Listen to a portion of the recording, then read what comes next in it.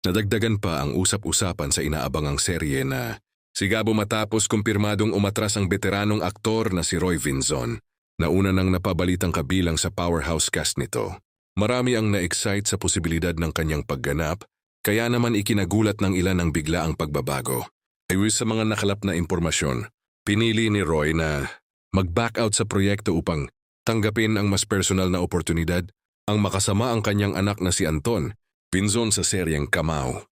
Isang bihirang pagkakataon ito para sa mag-ama na magsama sa iisang proyekto.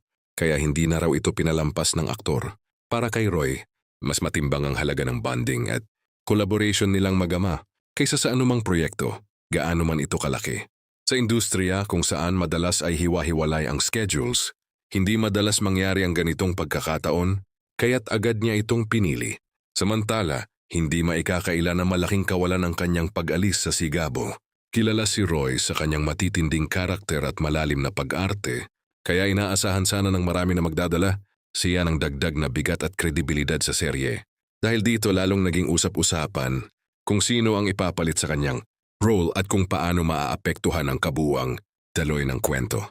May ilan ding fans na umaasang makakahanap ang production ng kapantay na caliber na aktor upang mapunan ang iniwang pwesto.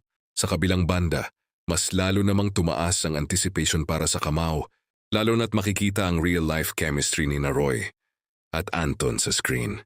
Dalawang proyekto man ang naapektuhan ng desisyong ito, siguradong parehong aabangan ng publiko ang kanilang magiging resulta.